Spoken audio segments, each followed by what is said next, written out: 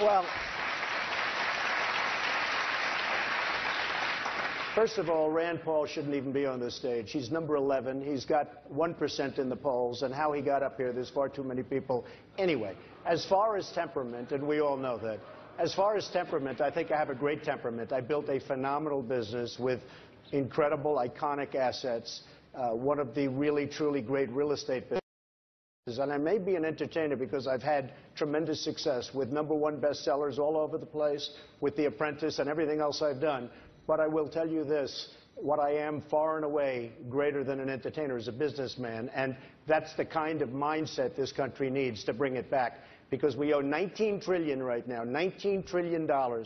And you need this kind of thinking to bring our country back. And believe me, my temperament is very good, very calm.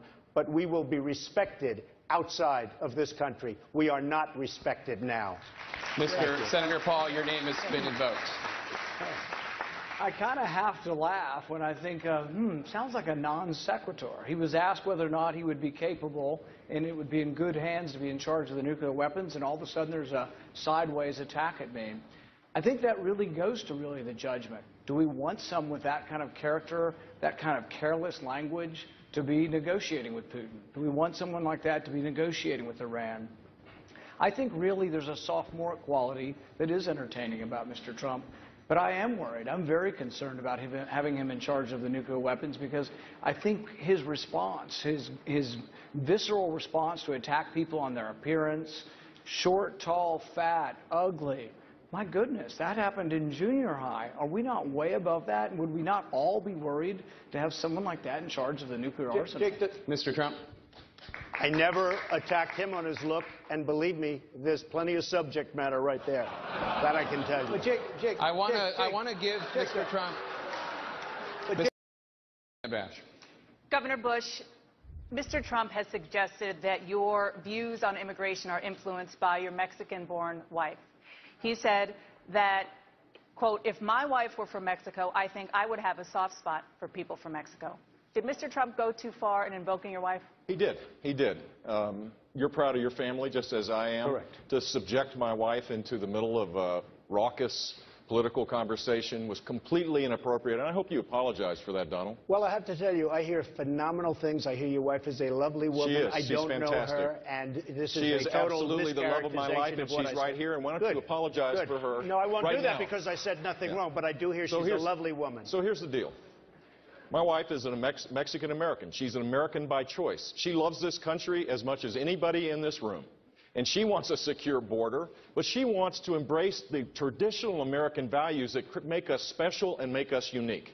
We're at a crossroads right now. Are we going to take the Reagan approach, the hopeful, optimistic approach, the approach that says that you come to our country legally, you pursue your dreams with a vengeance, you create opportunities for all of us, or the Donald Trump approach?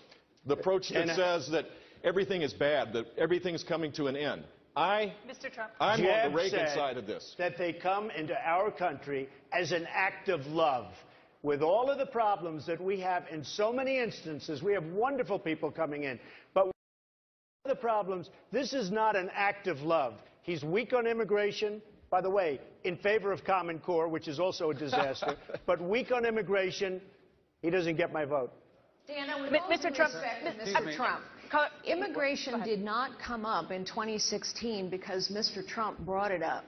We talked about it in 2012. We talked about it in 2008. We talked about it in 2004. We have been talking about it for 25 years. This is why people are tired of politicians. We're going to come to you. I just want to get Governor Bush a chance to respond to what Mr. Trump said. Look, first of all, I wrote a book about this 4 years ago now.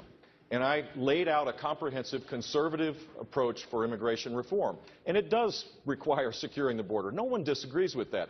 But to build a wall and to deport people 500,000 a month would cost hundreds of billions of dollars, Donald. Hundreds of billions of dollars. It would destroy community life. It would tear families apart. And it would send a signal to the rest of the world that the United States values that are so important for our long-term success no longer matter in this country. As I said, we are spending $200 billion. We are spending $200 billion a year on maintaining what we have. We will move them out. The great ones will come back. The good ones will come back. They'll be expedited. They'll be back.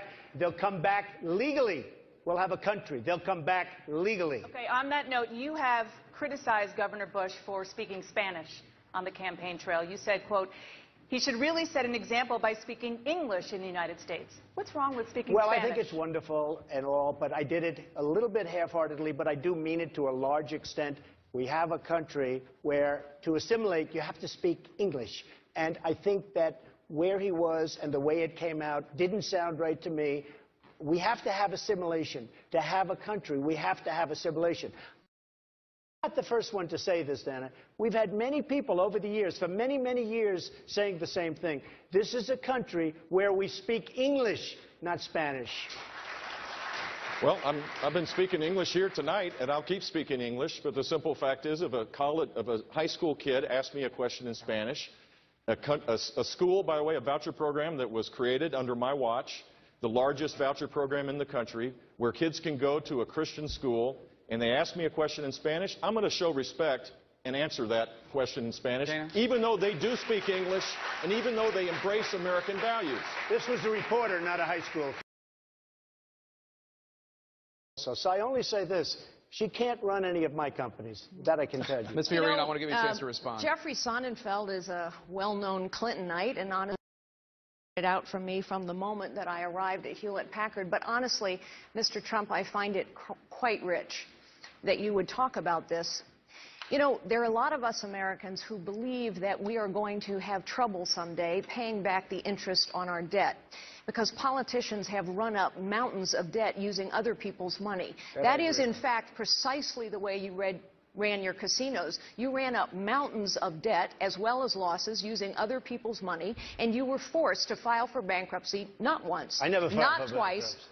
4 times, a record 4 times. Why should we trust you Mr. to Trump. manage Why? the It's very finances simple. of this nation I tell you, any differently I than you was manage running- the finances Carly, of your casinos? Carly, Mr. Trump. I made over $10 billion. I had a casino company. Caesars just filed for bankruptcy. Chris will tell you, it's not Chris's fault either. But almost everybody in Atlantic City is either in trouble or filed for maybe I'll blame Chris. Well, But Atlantic City Mr. Trump is a also- disaster. Wait a minute, Carly. Wait. I'll let you speak. Atlantic City is a disaster. And I did great in Atlantic City. I knew when to get out. My timing was great. And I got a lot of credit for it. Many of the great business people that you know, and Carl Icahn's going to work with me on making great deals for this country, but whether it's Carl or so many others that we read about all the time, Thank you, Mr. they Trump. have used the laws of the land, which are the best. Thank you, Mr. to Trump. make good So deals. this is- Governor Christie's name has been invoked. I'd like to give him the 30-second Jake, opportunity. listen, while I'm as entertained as anyone by this personal back and forth about the history of Donald and Carly's career, for the 55-year-old construction worker out in that audience tonight who doesn't have a job, who can't fund his child's education, I got to tell you the truth. They could care less about your careers. They care about theirs. Let's start talking about that on this stage and stop playing the games. Governor Stop Kasich, playing, John, I'm not done yet, John. a track Sorry. record of Stop- leadership and is not stop- a game. and It stop is playing- the issue and in Carly, this election. Carly, listen. You can interrupt everybody on the stage. You got to interrupt me.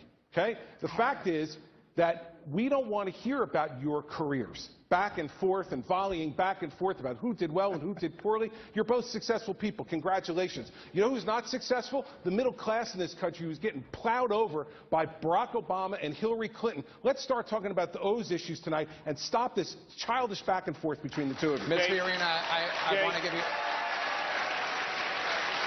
Jake. Governor Kasich, I'm coming to you next, but Well, Ms. Fiorina's name was mentioned, and I have to give her the opportunity to respond if she wants it.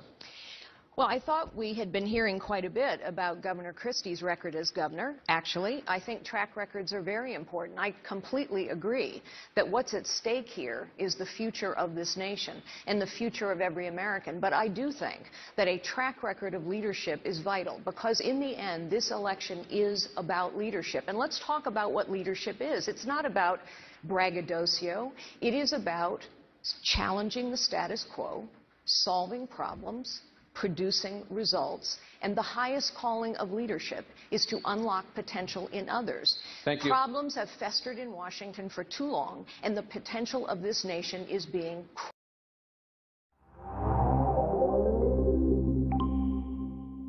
stop saying it? Should he stop saying the vaccines cause autism? Well, you know, I've just explained it to him. He can read about it if he wants to. I think he's an intelligent man and will make the correct decision after getting the real facts. Mr. Trump, as president, Well, you I'd would. like to I'm respond. going right to you. I'd like to Mr. Trump, respond. as president, you would be in charge of the Centers for Disease Control and the National Institutes of Health, both of which say you are wrong. How would you handle this as president? Autism has become an epidemic. 25 years ago, 35 years ago, you look at the statistics, not even close. It has gotten totally out of control. I am totally in favor of vaccines, but I want smaller doses over a longer period of time. Because you take a baby in, and I've seen it, and I had my children taken care of over a long period of time, over a 2 or 3 year period of time, same exact amount. But you take this little beautiful baby and you pump, I mean, it looks just like it's meant for a horse, not for a child. And we've had so many instances, people that worked for me just the other day, 2 years old, 2.5 years old, a child, a beautiful child, went to have the vaccine and came back and a week later got a tremendous fever, got very, very sick, now is autistic. I only say it's not, I'm in favor of vaccines. Do them over a longer period of time, same amount. Thank but you. Just in little sections. Dr. Carson? And I think you're going to see a big impact on autism. Dr. Carson, you just heard his medical take. He's an okay doctor. Okay.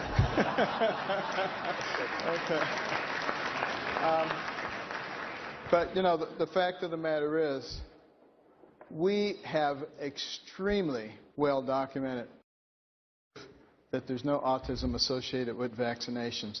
But it is true that we are probably giving way too many in too short a period of time. And a lot of pediatricians now recognize that, and I think are cutting down on the number and the proximity in which those... So I only say this. She can't run any of my companies. That I can tell you. Ms. Fiorina, I want to give you a chance to respond. Jeffrey Sonnenfeld is a well-known Clintonite, and honestly, it out from me from the moment that I arrived at Hewlett-Packard. But honestly, Mr. Trump, I find it quite rich that you would talk about this. You know, there are a lot of us Americans who believe that we are going to have trouble someday paying back the interest on our debt because politicians have run up mountains of debt using other people's money. That is, in fact, precisely the way you ran your casinos. You ran up mountains of debt as well as losses using other people's money, and you were forced to file for bankruptcy not once, I never filed not for twice, bankruptcy. 4 times, a record 4 times. Why should we trust you Mr. to Trump. manage Why? the It's very finances simple. of this nation I tell you, any differently I than you was manage running- the finances Carly, of your casinos? Carly, Mr. Trump. I've made over $10 billion. I had a casino company. Caesars just filed for bankruptcy. Chris will tell you, it's not Chris's fault either. But almost everybody in Atlantic City is either in trouble or filed for maybe I'll blame Chris. Well, But Atlantic Mr. City Trump is also- a disaster. Wait a minute, Carly. Wait. I'll let you speak. Atlantic City is a disaster. And I did great in Atlantic City. I knew when to get out. My timing was great. And I got a lot of credit for it.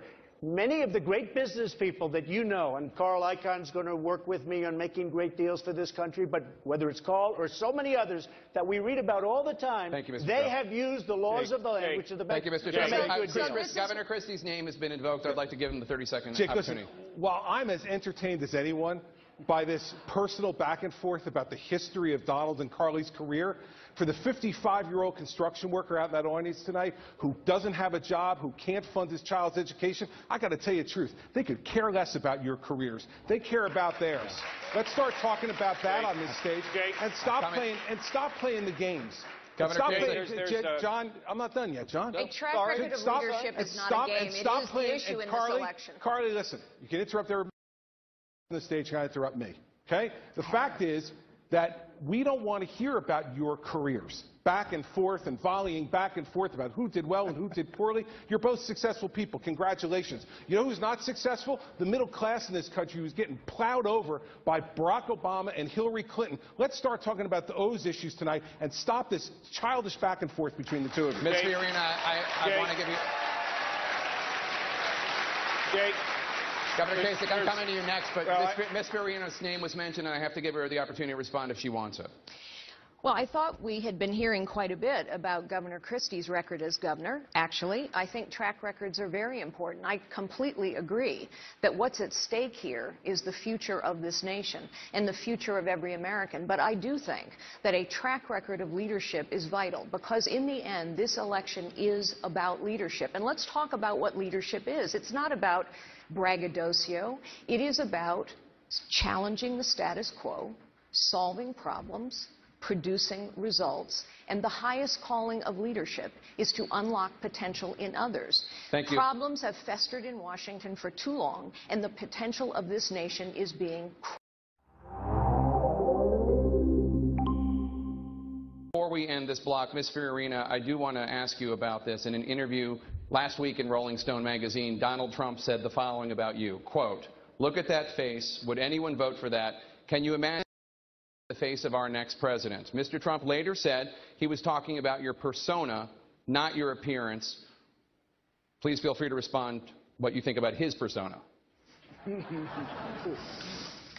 know, it's interesting to me. Mr. Trump said that he heard Mr. Bush very clearly and what Mr. Bush said. I think women all over this country heard very clearly what Mr. Trump said.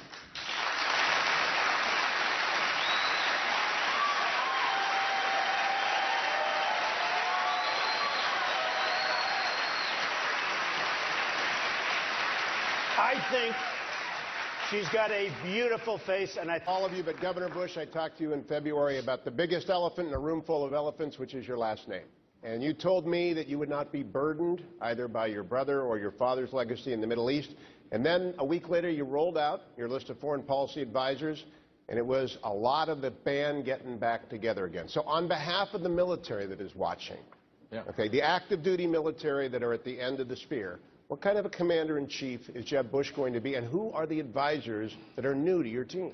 Well, first of all, Hugh, if you're looking at Republican advisors, you have to go to the last two administrations that happen to be 41 and 43. So just by definition, if you're, and many of the people here that are seeking advice from the foreign policy experts in the Republican side, they served in my dad's administration, my brother's administration. Of course that's the case.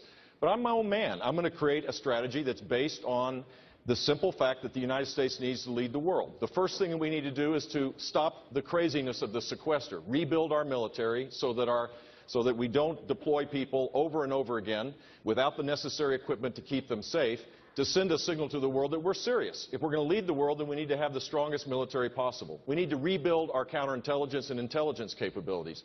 We need to focus on the fact that the next president's going to start in 2017, not in 1990, 30 years ago, or when my brother started. The world is dramatically different. I believe that we need to restore America's presence and leadership in the world. Name a country where our relationship is better today than it was the day that Barack Obama got elected president. Under Hillary Clinton and Barack Obama, we have seen a weakness that now creates huge problems for the next president of the United States. So I'll have a team that will be following the doctrine that I set up, and it'll be peace through strength. We're sitting here in this library, which is a wonderful place to talk about this, because that's exactly what happened in the 1980s, and the world was a lot safer because of the leadership of Ronald Reagan and my brother. I want to ask you a question, though. You've promised us great leaders, and I believe that. But Jeb Bush has laid out 20 different people that have experience around the world. There are 190 countries. You can't run the world by yourself. When are we going to get some names on your military and your foreign policy advisors? And I'm meeting with people that are terrific people, but I have to say something because it's about judgment. I am the only person on this dais, the only person that fought very, very hard against us, and I wasn't a sitting politician, going into Iraq. Because I said going into Iraq, that was in 2003, you can check it out, I'll give you 25 different stories. In fact, a delegation was sent to my office to see me because I was so vocal about it. I'm a very militaristic person, but you have to know when to use the military. I'm the only person up here that fought against going into Iraq. Hugh, can I make a response to that? Just excuse me 1 second, Rand, if you don't mind, Rand. You know, you are on less, you do have your 1%. I would like, and I think it's very important, I think it's important because it's about judgment. It's about judgment. I didn't want to go into Iraq, and I fought it. Because what I said to you, was you're going to destabilize the Middle East, and that's what happened. So he's referred to me in his remarks. Chance, may I make a response? Right after me, and I'll yield the floor. What do you guys say in the Senate when you're talking and debating? Absolutely. Go Whatever. ahead. Here's the facts. When Donald Trump talks about judgment, what was his position on who would have been the best negotiator to deal with Iran? It wasn't a Republican. It was Hillary Clinton. That's what you believe. I mean, the lack of judgment and the lack of understanding about how the world works is really dangerous in this kind of time that we're saying. So is that the judgment that you bring to the table, that Hillary Clinton is a great negotiator, that she could bring about a better deal with Iran? And your brother's administration gave us Barack Obama because it was such a disaster those last 3 months that Abraham Lincoln couldn't have been elected. You know what? As it relates to my brother, there's one thing I know for sure. He kept us safe. I don't know if you remember, Donald. You remember the rubble? You remember the firefighter with his arms around it? He sent a clear signal that the United States would be strong and fight Islamic terrorism, and he did keep us safe. I don't know. You feel safe right now? I don't feel so safe. And that's because of Barack. That's because of Barack Obama. My brother. That's because of Barack Obama. We've had a president who called ISIS the JB Squad, Yemen a success story, Iran a place we can do business with. It's not because of George W. Bush. It's because of Barack Obama. Welcome back. For the fair and balanced portion of the Fox News debate, we've drowned Bret Baier, and now I'm the moderator. My first question is for Donald Trump. Mr. Trump, you spent a lot of time talking about illegal Mexican immigrants. Why don't you talk about your bigger ideas for the country? We need to build a wall. Don't you have anything more positive, progressive? I don't mind having a big, beautiful door in that wall. I guess that's better. The beautiful door, what would it say on it? Trump, Trump, Trump. What about foreign policy? Do you have any insights there? We don't win anymore. We lose to China. We lose to Mexico. You know the world isn't just the apprentice for countries, right? What I say is what I say. You have people that are cutting Christians' heads off.